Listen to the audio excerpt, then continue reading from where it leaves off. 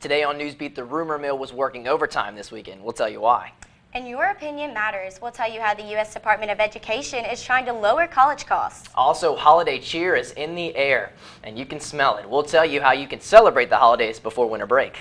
All this and more. Newsbeat starts now.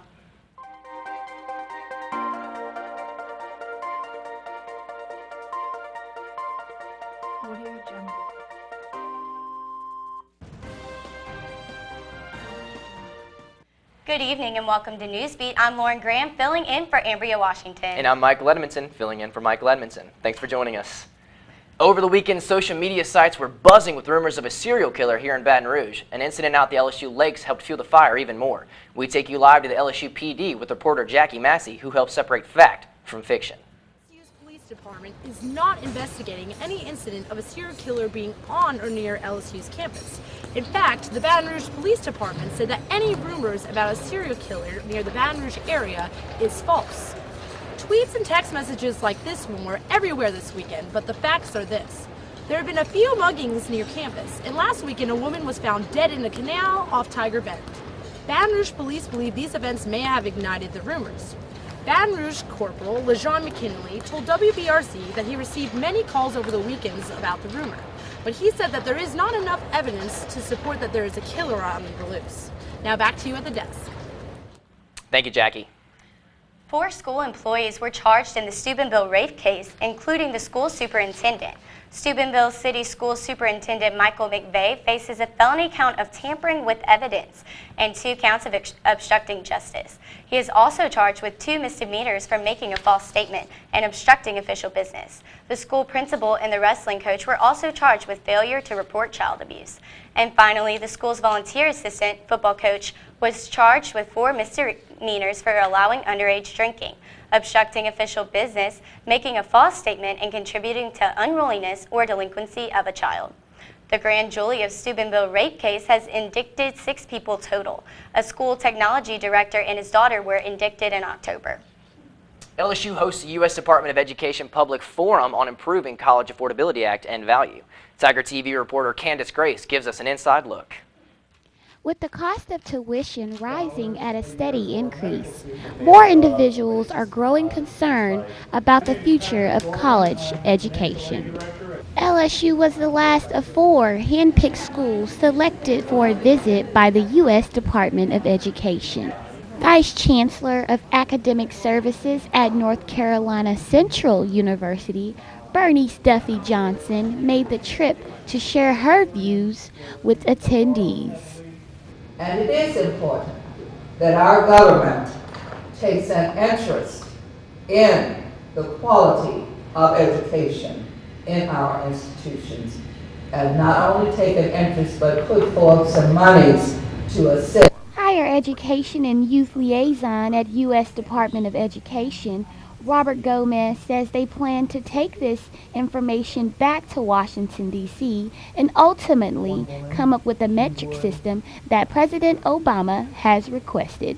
It's important for us to keep hearing this information and to take it back to D.C. and to say, you know, this is what the public wants, this is what they're saying, this is the frustrations they're hearing when that we're hearing when we go out to talk to the community. LSU freshman Noah Ballard shared his experience as an out-of-state student who receives in-state tuition through the academic common market. Beyond other schools that I know of, comparable schools that I know of, LSU's commitment to affordability is unreal. Budget cuts proposed by the U.S. Department of Education has caused the university to increase tuition and fees, making it more difficult for students to be able to afford their education. President and Chancellor of Louisiana State University, Alexander King, says LSU looks great on the college scoreboard and is well below other universities in tuition rates and student debt.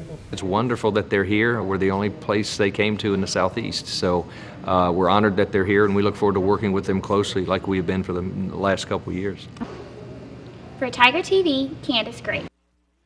The U.S. Department advises the general public to continue to voice their opinions of college affordability. You may send your testimonies or feedback to collegefeedback@ed.gov. The second annual Go Big Baton Rouge will be held March 22, 2014. Go Big Baton Rouge is an LSU student organization committed to strengthening the ties between LSU and the community through volunteer work. Volunteers will help the community by doing yard work, cleaning homes, visiting the elderly, and performing other services.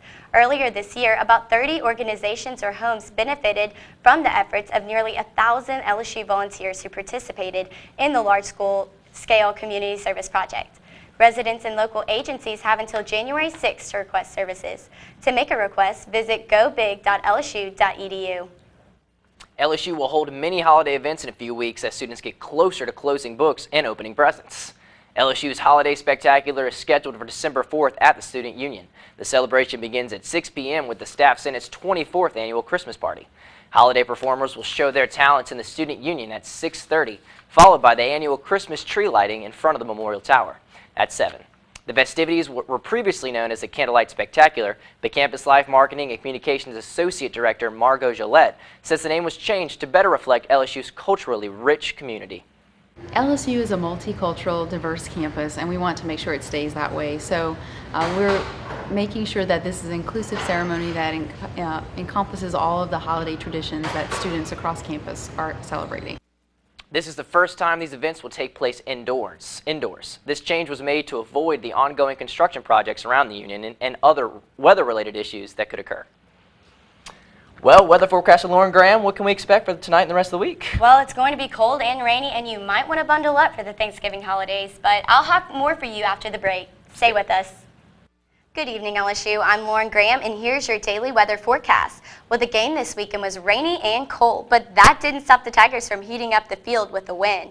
To all of those who are flying out for the Thanksgiving holidays, I would continue checking on your flight as some flights are being canceled because of severe weather conditions. If you are planning to stay in or near Baton Rouge for the holidays, we are safe from severe weather, but we will have very low temperatures and a little rain here and there. Tonight, the high is 47 degrees and the low is 44. Be prepared for some rain as the chance of rain is 93%. It's going to feel a lot like it did Saturday for the game. On Tuesday, the high is 48 degrees and the low is 32, and there is a 90% chance of rain. Looks like it's going to be cold and rainy all day tomorrow again.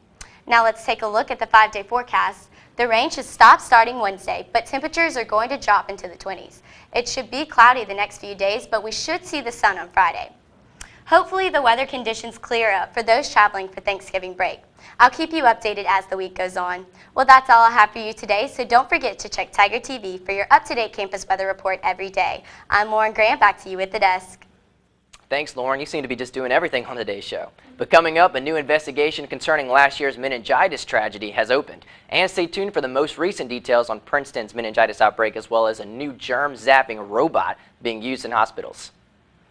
Welcome back to Newsbeat. I'm Sarah Gastineau with your weekly shot of MedWatch. In case you haven't heard about the meningitis outbreak that occurred last year, here's some quick details. It was an unprecedented natural tragedy that infected over 751 people in 20 different states. It caused the death of 64 individuals. Of the 20 states infected, Michigan was hit the hardest. Michigan had 22 deaths and 265 infected individuals. But why bring it up now?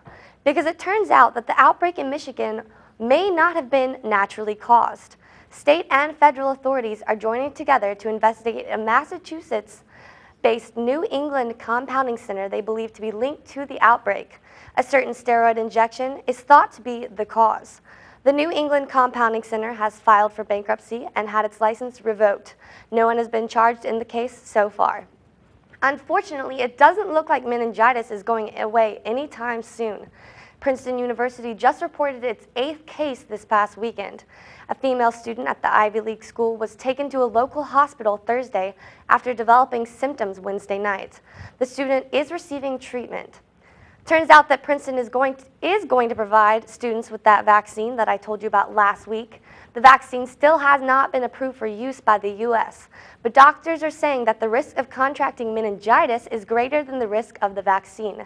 It looks like it's all up to the students to decide which risk they are going to take. Speaking of risks, it turns out that germs in medical centers may not be a risk much longer.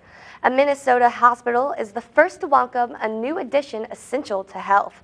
They call this germ-zapping robot Estelle. Estelle has some state-of-the-art tricks. She uses powerful flashes of ultraviolet light to help kill germs in patients' rooms and operating areas. It only takes the robot 15 minutes to clean up one room. The hospital staff is excited about this new addition and believes it's going to be a great way to keep their patients safe. Thank you for watching this week's Shot of MedWatch, and don't forget to tune in next week. Back to you all at the desk. Thanks, Sarah. That's all the time we have for Newsbeat today. You can catch our full shows online at tigertv.tv or on our YouTube channel. And as always, be sure to connect with us on Facebook and Twitter for our latest updates. From all of us at Newsbeat, thank you for joining us. And have a great evening.